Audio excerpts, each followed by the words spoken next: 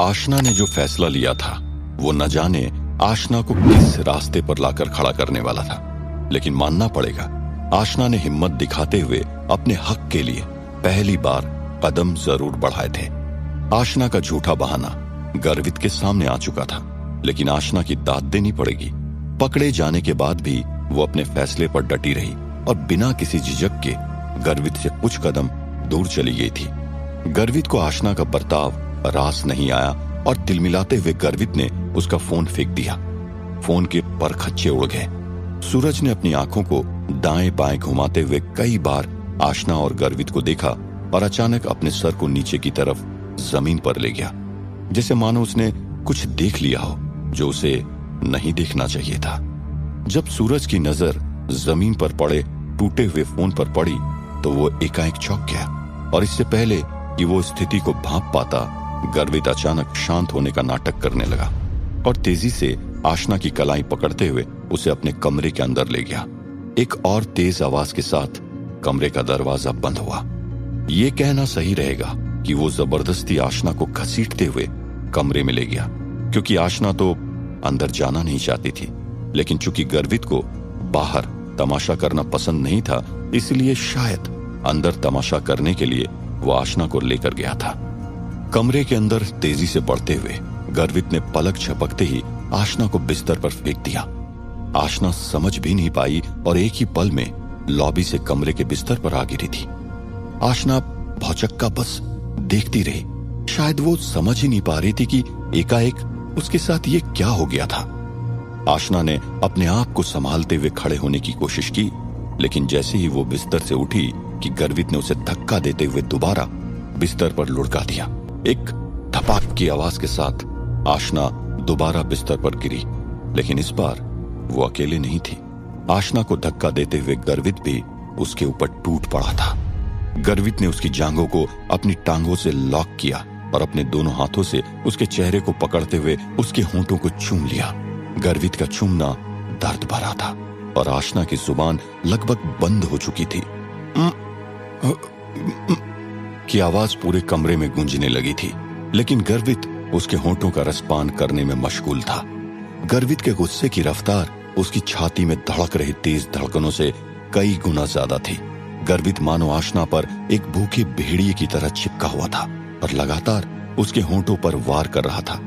गर्वित ने अपनी पूरी ताकत लगाते हुए आशना के शरीर को जकड़ रखा था और आशना के पास हिलने तक का भी मौका नहीं था।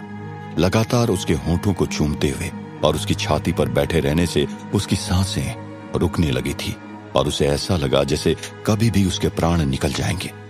आशना सांस लेना चाहती थी, लेकिन जब भी वो संघर्ष करते हुए सांस लेने के लिए अपना मुंह खोलती कि गर्वित उसके मुंह को अपने होंठों से दबोच लेता था।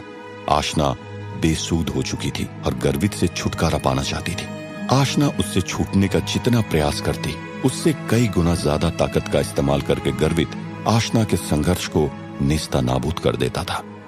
आशना अब संघर्ष करते करते थक चुकी थी और एक लंबी सांस लेते हुए आशना निढाल पड़ गई और बस अपनी खुली आंखों से अपने ऊपर होते हुए दुराचार को देखती रही। गर्वित तो मानो जैसे पागल ही हो गया था, न जाने किस जन्म का बदला ले रहा था।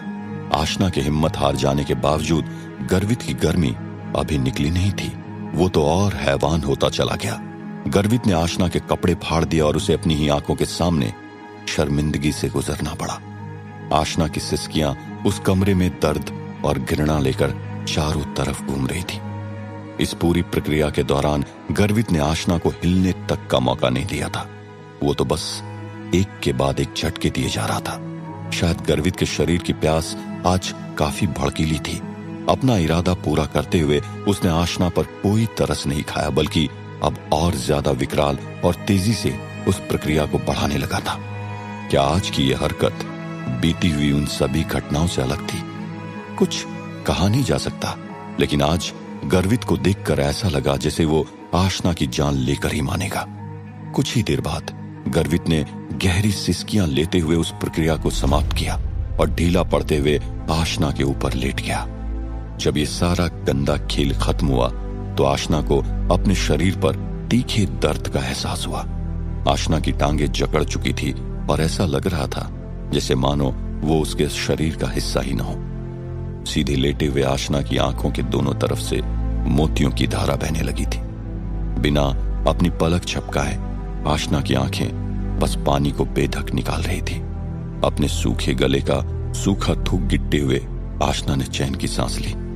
गर्वित ने एक बार फिर आशना के साथ पहले के जैसा दुराचार किया, लेकिन इस बार आशना जानबूझकर उसके सामने नहीं आई थी और ना ही उसने उसके दादाजी का नाम लेते हुए उसे धमकाने की या बदनाम करने की कोशिश की थी। आशना तो गर्वित से इतने दिनों से दूर भाग रही थी। माधव राज सिंधी के जन्मदिन का वो कार हादसा उसके दिमाग से अभी निकला भी नहीं था, तो वो कैसे गर्वित को उकसा सकती थी? नहीं, इस बार भी आशना एक खिलौने की तरह ही रह गई थी। न जाने आशना ने गर्वित से दूर रहने के लिए कितने पापड़ बेले थे। पूरी दोपहर गर्वित से दूर रहने के लिए हाईवे पर कार में ही बिताई थी। पूरी रात सनरूम में कुर्सी पर बैठकर निकाल दी थी और आज की रात भी वो गर्वित से दूर ही रही, जब वो बुरी तरह शहर से दूर जॉनसन विला में फंस चुकी थी और न जाने कितनी ही टैक्सी कंपनियों को कॉल कर चुकी थी।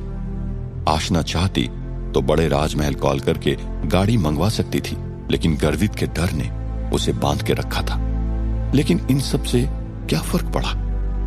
इतना दूर रहने के बाद भी उसके साथ वही बर्बरता वापस हुई थी। आशना चाहे कुछ भी कर ले, गर्वित को आशना से हमेशा कुछ न कुछ परेशानी होगी, और जब भी उसे परेशानी होगी या वो आशना से खफा होगा तो उसके साथ बर्बरता करेगा ही करेगा। दोनों ही तरफ से फंसने वाली सिर्फ आशना ही थी। एक मर्द और एक महिला के बीच अच्छे संबंधों से प्यार होता है, लेकिन यहां प्यार नहीं, अत्याचार था। और आज जो गर्वित ने दोबारा किया, इससे और शर्मनाक हो भी क्या सकता था?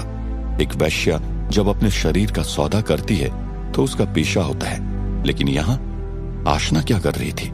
वो भी तो गर्वित की जरूरतें ही पूरी कर रही थी। फर्क सिर्फ इतना था कि उस काम में वैश्या की सहमति होती है, लेकिन यहां आशना की सहमति नहीं थी, उसके ऊपर थोपा जा रहा था। आशना गर्वित के शरीर की गर्मी को दूर करने वाली महज एक गुलाम थी, जिसे गर्वित जब मन चाहे उपयोग में ले रहा था। गर्वित के दिल में आशना की देखभाल और प्यार का कभी कोई जिक्र नहीं हुआ। उसने तो आशना की कभी 2 कौड़ी की भी इज्जत नहीं की थी। यही सब सोचते हुए आशना दुखों के बादलों में उड़ान भर रही थी। उसे अपने ऊपर लानत आ रही थी। उसने गर्वित को पसंद किया, उसने गर्वित से प्यार किया, और यही नहीं, कई सालों तक उसका इंतजार किया, उसे याद किया। शायद ये वजह काफी थी अपने ऊपर लानत झेलने के लिए। यही सब सोचकर उसे अब और भी ज्यादा बुरा लग रहा था। आशना अपने आंसुओं को रोकना चाहती थी। वो किसी भी तरह कमजोर नहीं दिखना चाहती थी, लेकिन ऐसे हादसे भुलाए नहीं भूलते हैं, और यही वजह थी वो जितना अपनी भावनाओं को दबाने की कोशिश कर रही थी, उतने ही आंसू उसकी आंखों से निकलने की कतार में खड़े थे। मेकअप के ऊपर उसके आंसुओं के रेले बन गए थे। आशना ने गर्वित को अपनी छाती से हटाते हुए लंबी लंबी सांसें ली, मानो जैसे अभी अभी बेहोशी से होश में आई हो। आशना के हिलने से गर्वित भी अब होश में आने लगा था। पूरी तरह उस दृश्य से बाहर आते हुए गर्वित को खाली खाली लगने लगा था।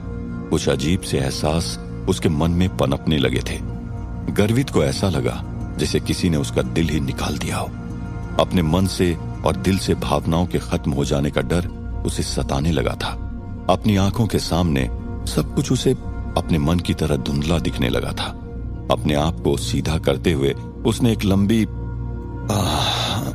भरी, इससे पहले कि वो समझ पाता कि उसने थोड़ी देर पहले क्या किया है, उसने अपने ऊपर घूम रहे पंखे की ओर देखा और काफी देर तक विचारों में खोया रहा। आज फिर से उसने आशना के साथ बर्बरता की। खामोशी के आलम में वो सोचता रहा कि उसके साथ ऐसा क्या हो रहा है जिससे वो इतनी बार नियंत्रण से बाहर चला गया था।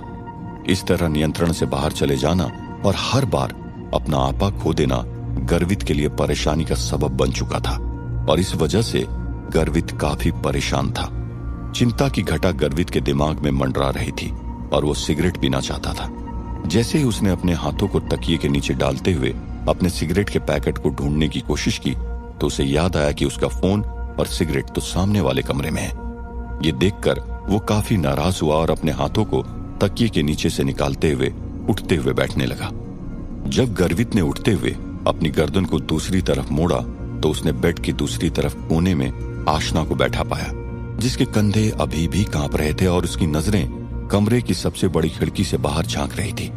उसकी पलकों पर पानी की बूंदें साफ साफ देखी जा सकती थी। शायद आशना अभी भी रो रही थी। ये देखते हुए गर्वित के होंठ कांप उठे और उसके चेहरे पर घोर चिंता के भाव जागृत हो उठे, लेकिन इससे भी ज्यादा उसे चिढ़ मच रही थी। कुछ देर ऐसे ही गर्वित आशना को घूरता रहा। जब वो आशना से अपनी नजरें हटाने ही वाला था कि तभी उसने आशना के मुंह से सिसकने की आवाज सुनाई दी, जिसे आशना बहुत देर से दबाने की और छुपाने की कोशिश कर रही थी। ये देखकर उसे ऐसा लगा जैसे मानो किसी ने चाकू से उसकी छाती पर जोरदार हमला कर दिया हो। गर्वित को एक अप्रत्याशित और तेज दर्द होने लगा।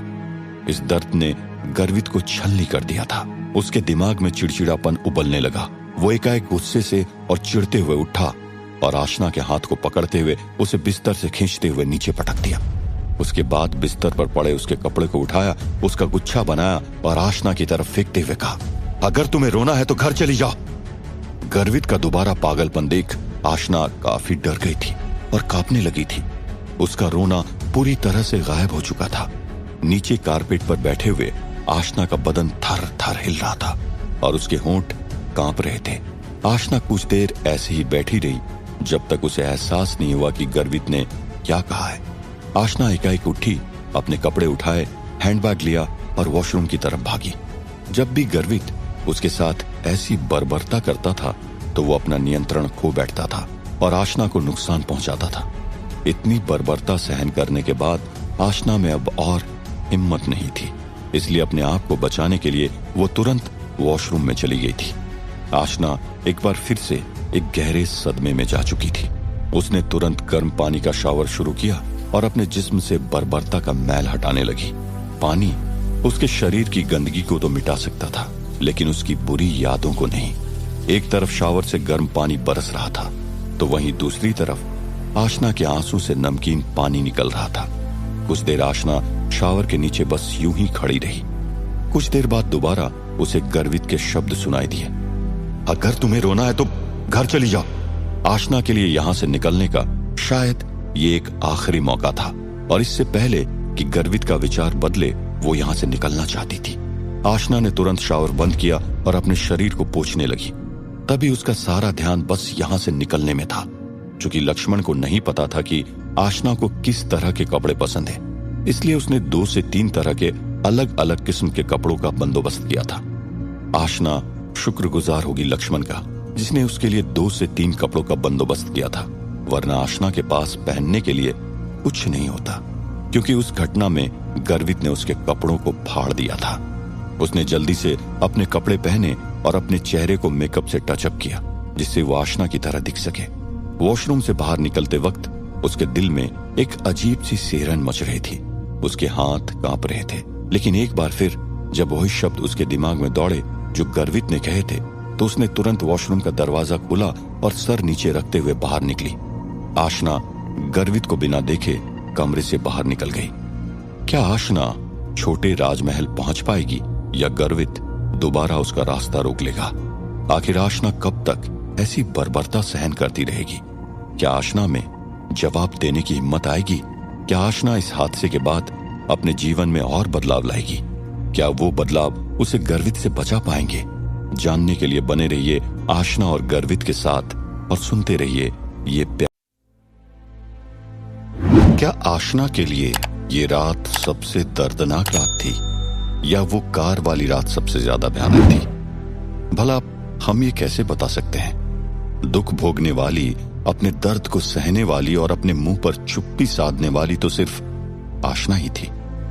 करने को वो कर भी क्या सकती थी? एक तरफ उसका 8 सालों तक इंतजार करने वाला प्यार था, तो वहीं दूसरी तरफ कर्ज में डूबा परिवार। आशना अब अपने कदमों को पीछे नहीं हटा सकती थी, लेकिन हाँ, वो शायद अपने अंदर और बदलाव लाएगी। या तो वो अपनी बुरी किस्मत को कोसते हुए ये सब सहन कर लेगी, या फिर आने वाले दिनों में उसकी तरफ से मुकाबला देखने को मिलेगा। ये तो आने वाला वक्त ही बताएगा कि ऊंट किस करवट बैठेगा। हकीकत में आज की रात आशना के लिए भयानक रात थी और उसका आलम अब पूरी तरह जा चुका था। गर्वित की बर्बरता तो समाप्त हो गई थी, लेकिन जो दुख, जो दर्द और जो मानसिक आघात की ठेस पहुंची थी वो कभी नहीं मिटने वाली थी। आशना के आंसू लाजमी थे, लेकिन गर्वित की चिड़चिड़ाहट ने उसे बौखलाहट के तराजू में तौल दिया था और उसके मुंह से निकले शब्द, अगर तुम्हें रोना है तो घर चली जाओ, आशना के लिए किसी अवसर से कम नहीं थे। शायद भगवान ने उसकी सुन ली थी। वॉशरूम में अपना हुलिया ठीक करते हुए वो बाहर आई और गर्वित को बिना देखे कमरे से बाहर निकल गई। वहीं दूसरी तरफ सामने वाले कमरे में अभी भी मौज मस्ती का माहौल था। वहां मौजूद सभी लोग अभी भी बातें कर रहे थे और शराब पी रहे थे। बैकग्राउंड में म्यूजिक भी चल रहा था, लेकिन कोई नाच या गा नहीं रहा था। सभी का ध्यान कमरे के बाहर हुए हादसे की वजह से पूरी तरह भटक चुका था। सभी लोगों में से एक सौरभ ही था जिसने बात को निकालने की पहल की और बोला, मुझे लगता है कि कुछ बहुत बुरा होने वाला है। उधर मौजूद लोगों में से एक इंसान समझ नहीं पाया कि सौरभ आखिर बोलना क्या चाहता है और उसने पूछते हुए कहा, सौरभ भाई क्या होने वाला है? उस कमरे में करीब 10 से 12 लोग मौजूद थे और उनमें से कई गर्वित के एकदम खास थे, जिनके पेट में बातें नहीं पचती थी। गर्वित, जैसे ही सौरभ के मुंह से गर्वित का नाम निकला, उसे एहसास हुआ कि वो गर्वित के खास दोस्तों के काफी करीब है और वो आसानी से हर बात सुन सकते हैं। उसे डर था कि उसके खास दोस्त उसे जाकर उसकी चुगली कराएंगे और बाद में गर्वित और सौरभ के बीच तनातानी होगी। इसलिए सौरभ ने चतुरता दिखाते हुए वो जगह छोड़ी और सोफे के दूसरी तरफ, जहां से उस इंसान ने प्रश्न पूछा था, वहां चला गया। सौरभ ने उस इंसान को मुस्कान देते हुए उसके कंधे पर हाथ रखा और नीचे बैठ गया।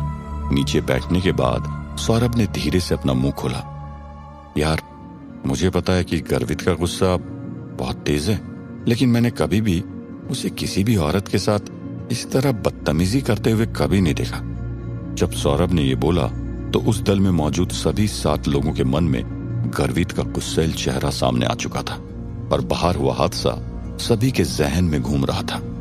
गर्वित जब आशना को खींचते हुए अपने कमरे में ले गया तो ऐसा लगा था कि वो आज आशना को जान से मार देगा। जब सभी के मन में वही ख्याल उत्पन्न हुए तो सभी की धड़कनें मानो अचानक रुक सी गई थी। सभी के रोंगटे खड़े हो गए थे। तभी वो इंसान दोबारा अपने आप को रोक नहीं पाया और डरी हुई मध्यम आवाज से पूछा, क्या होगा अगर गर्वित अपने गुस्से पर काबू नहीं रख पाया तो?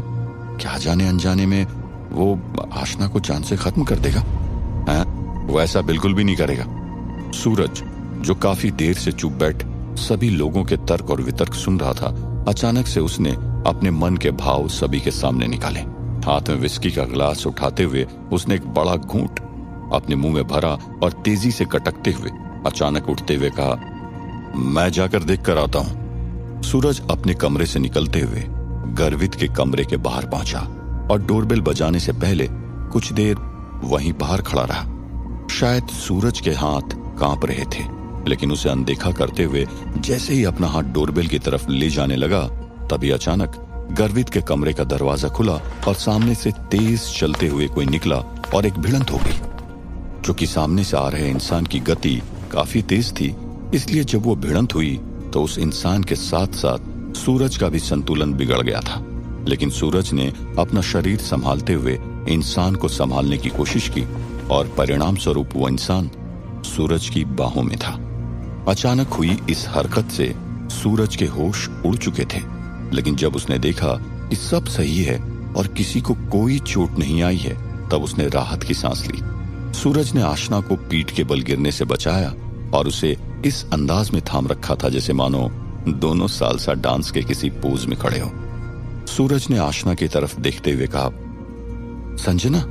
अचानक हुए इस हरकत से आशना का हैंडबैग भी नीचे गिर गया था और जब सूरज ने वो देखा तो उसने तुरंत आशना से पूछा, क्या तुम थोड़ी देर पार्टी का मजा लेना चाहोगी? क्या तुम जा रही हो?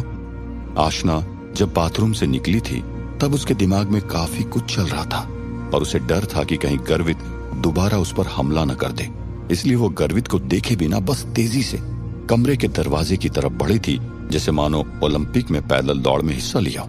आशना को कोई अंदाजा नहीं था कि दरवाजे के दूसरी तरफ कोई खड़ा होगा, इसलिए तेजी से आते हुए उसने बस दरवाजा खोला और भिड़ गई। लेकिन अभी वो सूरज के बाहों में थी। जैसे ही आशना इस हरकत से बाहर आई, उसने तुरंत अपने आप को संभालते हुए 3 से 4 कदम पीछे की ओर लिए और सूरज और उसके बीच की दूरी को बढ़ा दिया। सूरज के सवालों को सुनने के बाद आशना बस अपनी गर्दन को हिलाते हुए ना कहना चाहती थी, लेकिन उस वक्त वो उस हालत में नहीं थी। उसकी आंखों से जलधारा अभी भी बह रही थी और उसकी आवाज जैसे मानो गायब सी हो गई थी। अपना थूक गिट्टे हुए आशना ने अपना हैंडबैग उठाया और सूरज के सामने से जाने लगी। आशना इतनी जल्दी में थी कि उसने अपनी गति और पैरों की हरकत पर ध्यान नहीं दिया और अचानक कदम बढ़ाते हुए लड़खड़ा गई और गिरने ही वाली थी कि तभी सूरज ने अपना हाथ बढ़ाते हुए उसे संभाला। चूंकि कमरे का दरवाजा पूरा खुला था और दरवाजे के पास एक बड़ा आईना लगा हुआ था, जिसका प्रतिबिंब बिस्तर तक पहुंचता था। बेड पर लेटा हुआ गर्वित बाहर की हरकतों को अपनी पैनी गंदी नजरों से ताड़ रहा था और उसने बाहर जो भी हुआ वो सब देखा था। जब आशना सूरज की बाहों में थी, तब गर्वित बिस्तर की चादर को अपनी मुट्ठी में रौंद चुका था, लेकिन उसने उस अचानक हुई हरकत को एक गंदे खेल के नजरिए से देखा था। लेकिन सवाल यह है कि उसने बिस्तर की चादर को आखिर क्यों रौंदा? खुद आशना को दुख पर दुख दे रहा था, लेकिन जब कोई सामने वाला इज्जत से बचाए तो वो भी उसे रास नहीं आ रहा था। न जाने गर्वित की सोच उसे कहां लेकर जाने वाली थी। जब गर्वित ने आशना को लड़खड़ाते हुए गिरते हुए देखा तो वो बिस्तर से बाहर कूदने ही वाला था, लेकिन उसके उठने, दरवाजे तक पहुंचने और आशना को बचाने से पहले ही सूरज ने बाजी मार ली थी और आशना को थाम लिया था। ये देखकर उसे हल्का सुकून भी मिला और उसने बिस्तर की चादर को अपने पूरे शरीर पर लपेट दिया और बिस्तर पर फैल गया कि तभी उसने आशना के मुंह से एक साफ सुथरी और कोमल आवाज सुनी। शुक्रिया, जो उसने सूरज को कहा था। मैं उसे भरे तूफान में बारिश के बीच इतना दूर जाकर बचा कर लाया। मुझे तो शुक्रिया नहीं कहा, और सूरज ने उसे लड़खड़ाते हुए गिरने से क्या बचा लिया तो उसे शुक्रिया। गर्वित के दिमागी ख्याल एकाएक प्रकट हुए। अपने मुंह से चादर हटाते हुए गर्वित ने आईने की मदद से बाहर की ओर देखा तो सूरज ने आशना के दोनों कंधों को पकड़ते हुए उसे गिरने से संभाला था। और जब आशना संभलते हुए दोबारा अपने पैरों पर खड़ी हुई, तब आशना की तरफ देखते हुए सूरज ने पूछा, क्या तुम्हें चोट तो नहीं आई ना? आशना ने अपना सर नीचे रखते हुए सूरज की तरफ नहीं देखा। जिस तरह उसने अपना सर नीचे रखते हुए अपने सर को हल्का सा हिलाते हुए जब ना कहने की कोशिश की, तो खुदा गवाह है वो काफी आज्ञाकारी और प्यारी लग रही थी। वो काफी अलग लग रही थी और उसके बर्ताव में कोई घबराहट या डर नहीं दिख रहा था। पहली बार आशना ने आजादी से अपनी भावनाओं को व्यक्त किया था।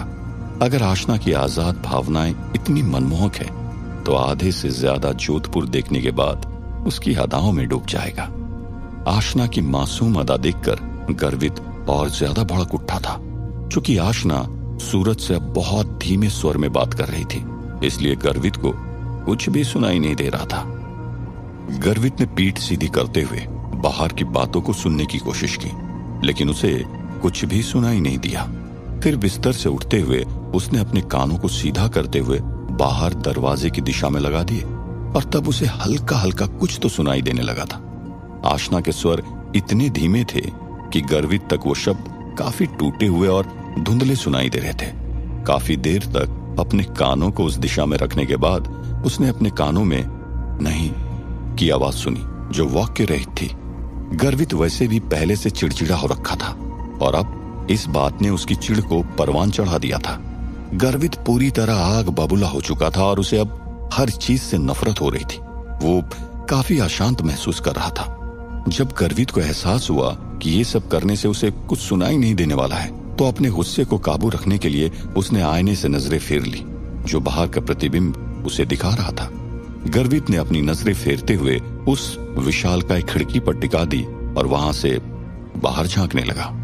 ताज्जुब की बात यह है कि खिड़की ने भी प्रतिबिंब का काम किया और वहां से भी दरवाजे के बाहर का नजारा साफ साफ दिखाई दे रहा था। शायद किस्मत गर्वित को और सताना चाहती थी। गर्वित की नजरें खिड़की के बाहर कम और जो खिड़की आने का काम कर रही थी उस नजारे पर था।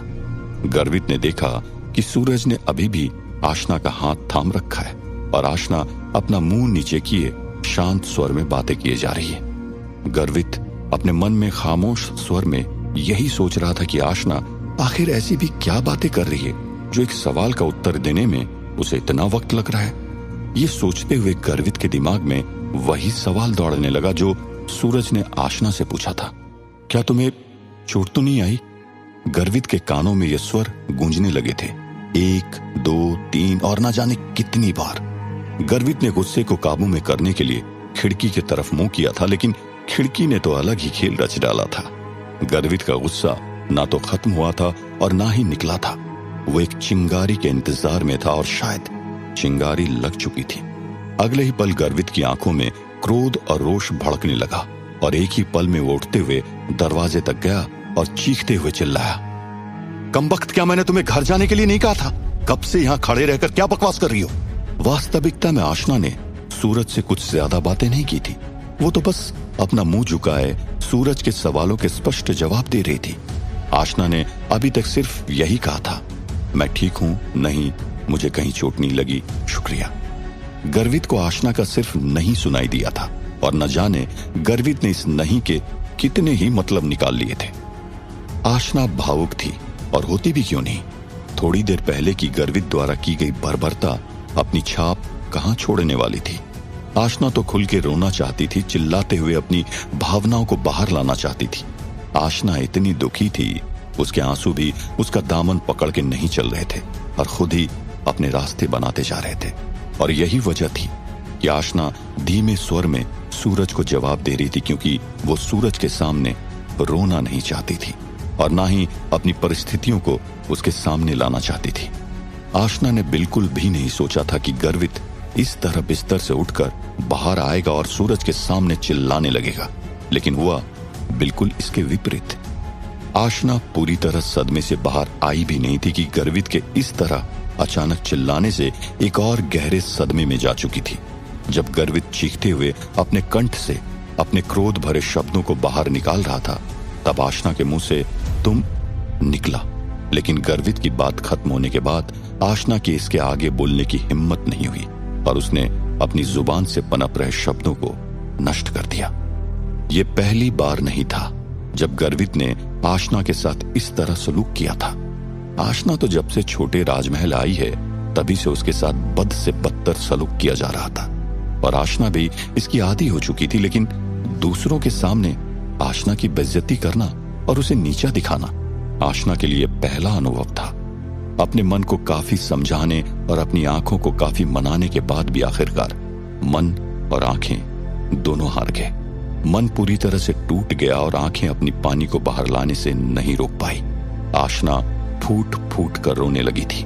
आशना ने अपने हाथों को सूरज से अलग किया और रोते हुए वहां से चली गई। क्या आशना छोटे राजमहल पहुंच पाएगी या अभी और भी कुछ अड़चने आनी बाकी हैं?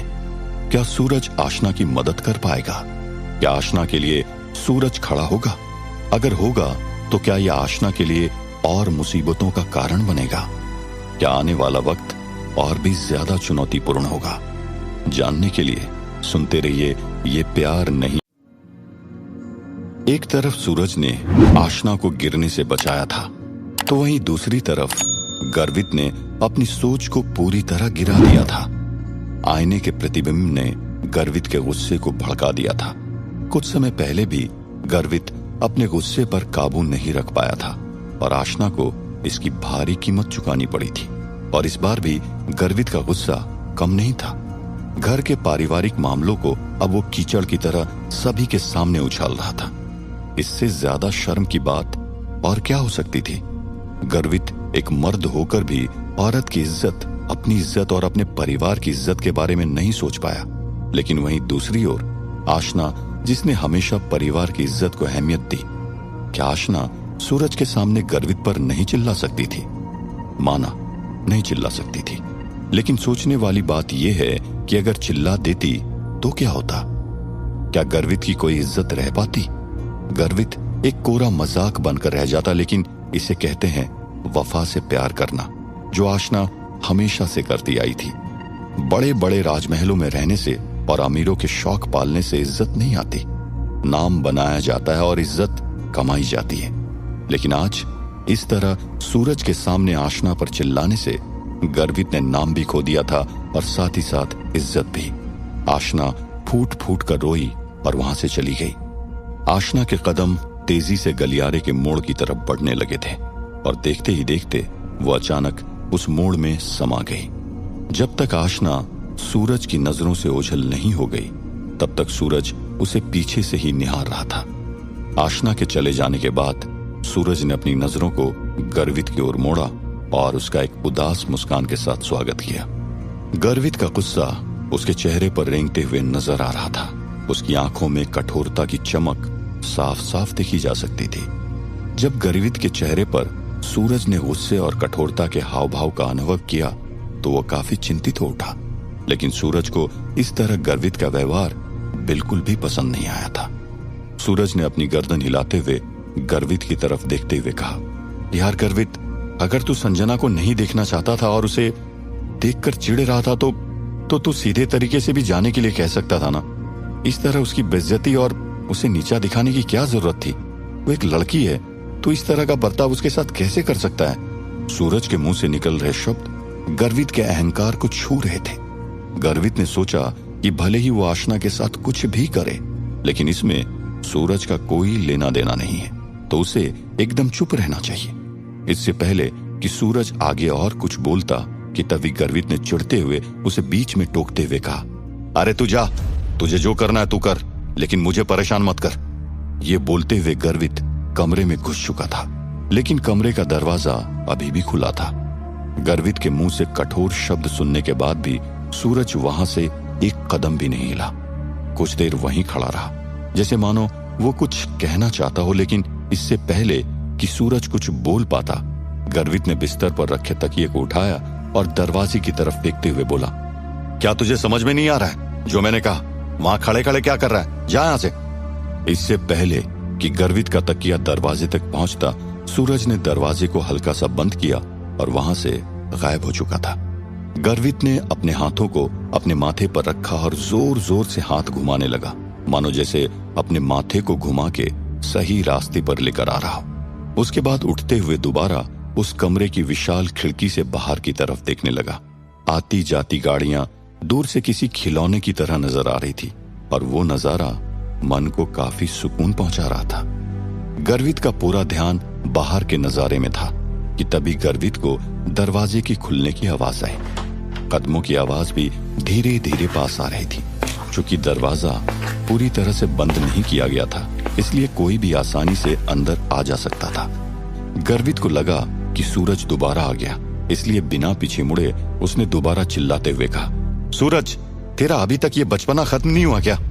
अंदर बढ़ रहे कदमों की आवाज अचानक रुक गई। जो इंसान अपने कदम बढ़ा रहा था वो अचानक डर गया और चलते चलते रुक गया। थोड़ी देर बाद वो कदम दोबारा पीछे की ओर जाने लगे और गर्वित के कानों में अब कदमों की आवाज बहुत धीमी थी, लेकिन गर्वित का ध्यान भंग कर रही थी। एक बार फिर गर्वित चिल्लाते हुए बोला, यार सूरज, अब बस भी कर, हद होती है किसी चीज की। इससे पहले कि गर्वित का गुस्सा बढ़े और परिस्थितियां और खराब हो जाए, उस इंसान ने अपनी कांपती हुई आवाज के साथ एकदम धीमे स्वर में कहा, छोटे हुकुम, मैं हूं। एकाएक लक्ष्मण की आवाज सुनकर गर्वित अचानक चौंक गया और बाहर के नजारे से ध्यान हट गया। लक्ष्मण ने बात को जारी रखते हुए कहा, आपने जो मीठा दलिया मंगवाया था वो लेकर आया हूं। गर्वित ने पीछे मुड़ते हुए बाउल में भरे दलिये को देखा और हाँ में अपनी गर्दन हिलाई। उसके बाद अपने होंठों को भींचते हुए बिना कुछ बोले अपनी गर्दन को बेड टेबल की तरफ घुमा दी। लक्ष्मण गर्वित का इशारा समझ चुका था। उसने आगे बढ़ते हुए सबसे पहले तो उस तकिए को उठाया जो गर्वित ने सूरज के मुंह पर मारने के इरादे से दरवाजे पर फेंका था, और उसे उठाते हुए कमरे के और भीतर दाखिल हुआ। लक्ष्मण ने सावधानी बरतते हुए उस दलिये के बाउल को बेड टेबल पर रखा और उसके बाद उस तकिए को बिस्तर पर सुसज्जित किया।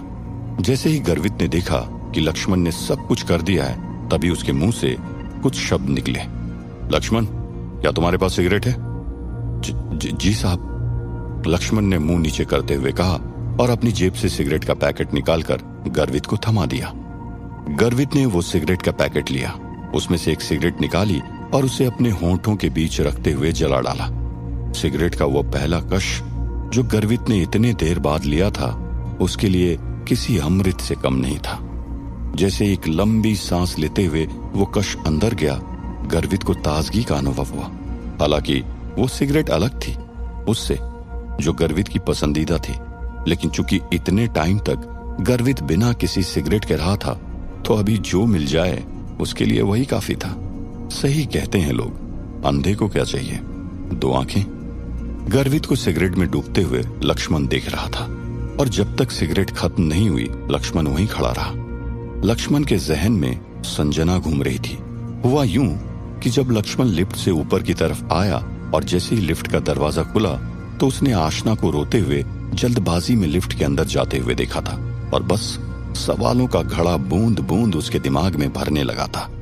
आशना कुछ ही सेकंड्स में नीचे की तरफ निकल गई और लक्ष्मण उससे कोई सवाल नहीं पूछ पाया था। बस इन्हीं सब बातों को अपने दिमाग में दोबारा सोचते हुए उसने गर्वित के सामने अपना मुंह खोलते हुए बोला, छोटे हुकुम, जब मैं लिफ्ट से बाहर आया तो मैंने मिस संजना को रोते हुए लिफ्ट में जाते हुए देखा था। रोते हुए? जब गर्वित ने यह शब्द सुना तो उसकी उंगलियां कांप उठी और कांपती हुई उंगलियों ने सिगरेट की राख को बिस्तर पर गिरा दिया। यह गर्वित की दूसरी सिगरेट थी। चूंकि बिस्तर पर बिछी चादर सफेद थी, इसलिए वो राख कहीं न कहीं गर्वित की आंखों में चुभ रही थी। इसलिए गर्वित अपने एक हाथ का इस्तेमाल उस राख को बिस्तर से झाड़ने के लिए कर रहा था और दूसरे हाथ का इस्तेमाल सिगरेट के कश लेने में। गर्वित किसी भी हाल में सिगरेट के तंबाकू को व्यर्थ नहीं जाने दे सकता था, इसलिए उस काम को करते हुए उसने लंबे लंबे कश लेने नहीं छोड़े थे। छोटे हुकुम, अभी भी बारिश हो रही है। मिस संजना के लिए इस मौसम में टैक्सी ढूंढना और उसका मिल जाना आसान नहीं होगा। तूफान के चलते टैक्सी सड़क पर दिख ही नहीं रही है। क्या मैं उन्हें छोटे राजमहल छोड़ाऊं? गर्वित को थोड़ा शांत देख लक्ष्मण ने हिम्मत करते हुए आखिर ये बात बोल डाली। घर जाने की इच्छा उसकी है, मेरी नहीं। उसी से जाकर पूछ लो। अपने मुंह से सफेद गहरा धुआं निकालते हुए गर्वित ने लक्ष्मण को घूरते हुए कहा। यह सुनते ही लक्ष्मण 2 कदम पीछे की ओर हुआ और गर्वित के मुंह से निकले शब्दों को समझने की कोशिश करने लगा।